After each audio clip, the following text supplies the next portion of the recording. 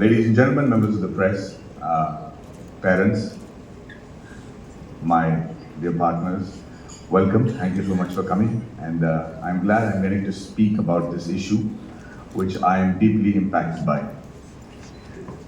You know, நாங்களாம் சின்ன வயசுல குழந்தையா இருக்கும்போது பசங்களா இருக்கும்போது வீட்டில் one thing that we heard the parents keep saying is ஏன்டா இவ்வளோ சத்தம் போடுறீங்க, கொஞ்சம் வாய் மூடிட்டு இருக்க மாட்டீங்களா? அதுவும் 4 பசங்க சேர்ந்து ஒரு ரூமில் வந்துட்டாங்களா, ஒரு வீட்டுக்குள்ளே வந்து விளாட ஆரம்பிச்சாங்கன்னா ஏன்டா இவ்வளோ கத்துறீங்க அப்படின்ட்டு அலறுவாங்க parents. You know, all new parents of teenagers today will agree with me that we don't say that anymore.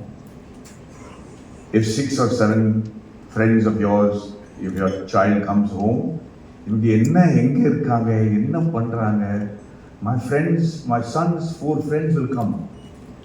They will sit in the room, and I'm telling you, I saw this somewhere and I can relate to it completely. I'm in the living room and I'm asking my wife, என்ன பண்ணிட்டு இருக்காங்க? ஒரு சத்தமே காணும், எல்லாம் ஒரே ரூம்ல உட்காந்துருக்காங்க. என்னத்த பார்த்துட்டு இருக்காங்க? What is it that they are consuming? Phone game பார்க்குறாங்களா, என்னன்னு புரிய மாட்டேங்குது. So we are all nervous, right? சரி, நான் சும்மா போய் பக்கத்தில் உட்காந்து I'm trying to see what they're doing. There are 5 guys sitting there. They're all going through reels. They're very comfortable sitting there, but they're all going through the reels.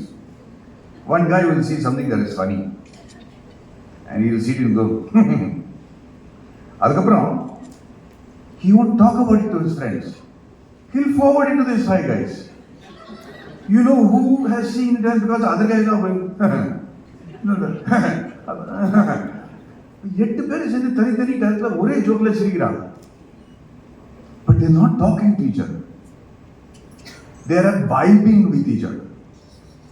They are playing something called Fortnite. Now, the only time I hear them, the voices, is when they are playing Fortnite. Not because they are talking to each other. It's because they've got the headsets, and these 5 guys in India are fighting 5 guys in Netherlands and Russia, and real 5 guys. So they are talking amongst each other to their partners around the world, saying, flank me from here, shoot him from there. And they don't take names. Correct me if I'm wrong. By the way they are talking on the mic, some guy in Poland knows that my son is addressing him. He doesn't even say the name. The perception level is so high that if I want you to come and support me from the left while I go and attack from the right, you just say left flank, and then the guy who's being addressed to, without his name being known, without the language being known, without the tradition or culture being similar, he knows who Vedant is talking to. That level of perception is incredible amongst the teenagers today. But what I'm here to talk about today is 3 things. What is screen time? What is social media? What is the mental and psychological effect of this? The physiological effect of this? How does it change the family structure? And what we are trying to do? This is what I'm going to talk to you about. I don't know how many of you all remember many years ago, there was something called the blue whale. Do you all remember the blue whale? You all remember. For those of you who don't know what the blue whale was, it's about a decade ago. In today's world, and I think 10 years ago, the one thing that every individual in the world is dying to have is recognition, is an individuality, is being known, is having an identity, especially the teenagers, because when we were kids, we just had to find relevance in our group of 40 school class children or in the 20 boys and girls in our locality. Now your kids are competing with the kids around the world. Everybody is putting up videos, making them want to feel validated. They also want to be as popular. They want to know likes, how much of dislike. So this lack of identity makes all these youngsters feel very, very lonely. And loneliness gives rise to a craziness that resulted in something called the blue whale. The blue whale was a program that was invented by a Russian psycho, which gave all these teenagers challenges that they had to achieve one by one. Yell at somebody from your window, throw an egg on the road, get in the way of a cyclist, Every challenge slowly became more and more tougher. And every time you did it and you uploaded the video, you got to the next stage. Ladies and gentlemen, it got more and more challenging, even more challenging, till it came to a point when it told the teenagers, take the phone and kill yourself on camera. And there were teenagers around the world just for that validation, just for that recognition, just for that honor or craziness, who were killing themselves on camera because of this blue whale app. Girls jumped off buildings in Singapore. Boys cut their wrist. It was so horrifying that we were living through that era wondering, oh my God, what will happen if I had a kid during that time? What the army and great defense agencies try so hard to cultivate within their soldiers to give their life for the sake of a belief of their protection of their nation. We spend so much time in training them, in motivating them, in feeding them, in feeling them and making them feel relevant and making them feel that their families are taken care of. So you can go and fight bravely for your country and if required, give your life for it. They spend years and crores of rupees trying to motivate somebody to do that. A small app was able to do that to teenagers. That put the fear of God in me. The second thing is, this is a dramatic impact, and I hope that none of our children ever get to see something like this. But even if you take a small thing, like my friend's daughter was very in love with animals. She was going to give her most important 12th standard exam. She loved the dogs, she loved cats and everything. Because she had been studying the whole night, the parents, just relax before you go to the school the next day. She went to the bathroom while sitting in the toilet, she was looking at reels. Somebody from that locality had put a reel of how he was beating a dog to death. Just one crazy idiot, he just said, this dog was barking the whole night and I beat the crap out of the dog. She saw that, she started to cry, it was one of the dogs that she knew. And she failed all her exams.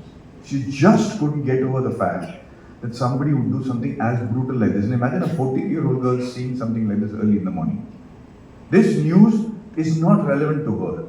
You're not mature enough mentally, physiologically, psychologically to handle this sort of morbid news. That is the reason why we used to have censorship. That is the reason why Appa Amma used to say, "Hey, nalla pasangaloda suthungada, unoda company nalla illa. இவன் நல்ல ஆளு கிடையாது, இந்த பையனோட சுத்தாத அப்படின்னு சொல்றதுக்கு ஒரு காரணம் இருந்துச்சு. இப்போ you cannot say that. Because நல்லவன், கெட்டவன், கொடூரமானவன், பயங்கரமானவன், பைத்தியக்காரன் எல்லாமே அந்த ஃபோன்ல இருக்கிறாங்க. And you have no control over who they are having a conversation with, what is the impact of that conversation, what is the company your child is keeping. The third thing is physiological aspect of it. Most of us are now only engaged in our phones. Even now, I'm not trying to mock you all, but instead of listening to what I'm saying, we are far more engrossed in trying to capture it and seeing if I can make a reel about what is going to happen and this is what Mandy said. That aspect of making the phone such an important aspect of your life on every minute has made two things happen. One is your spine has started becoming curved at your neck. You're finding it difficult to sleep every day. You're finding your beds to be too soft. You're finding it very difficult to not have neck issues. But let me give you an even more dramatic issue. I want all of you all to hold up both your small fingers, these two fingers. I want you to feel the hand in which you don't use the phone. Just run your hand along the rib and see if there is a dip in your finger. And then do that with the same hand that you use the phone and see if there is a dip in your right or left hand. I promise you, you all have mobile phone fingers. If you can see, I have it myself. There is a dip over here where we use the phone. Can you all feel it? Can you all tell me if you all feel it? Yes. Is there a dip in your finger? Yes. Your body is changing because of that bloody phone. I'm 55. You're probably, all younger, handsome-looking guys, but not as old as me. But when children start having that at the age of 10 and 9, then you know that you're going into a completely different world that is going to teach us a very important but dramatic lesson at a great cost before we're able to curtail the damages that this screen time and social media can do to the children. Social media is not all bad. There are extraordinary lessons over there and extraordinary reels. But not all the information is available or should be available to kids at all the time. Because as Kutralishwaran was saying, the ability to focus is so important in today's world that unless your child is an expert, and I'm saying this again, unless your child is an expert in a field, he's not going to survive. Leave alone excel. Unless he's got ultimate knowledge, AI is going to come and it's going to change the world the way you think. It's happening as we speak. There are quantum chips that are coming which is working at the subatomic particle that's going to change our lives even before we realize. So unless prompt engineers are going to come and replace all engineers that we know, jobs as we know it is going to change completely. So unless a child has the ability not just to focus, but also implement that focus with grit, they're not going to excel. They're not going to become experts. And again, I'm saying, unless you are an expert in a field, you're not going to survive. Earlier on, if you're sincere, you'll make it. If you're good, then you will, you'll make it bigger. You'll get a better salary. If you're great, then you'll get into IIT, IIM, and maybe get into a big post. But now, unless you're an expert before you go into IIT, you're not going to survive.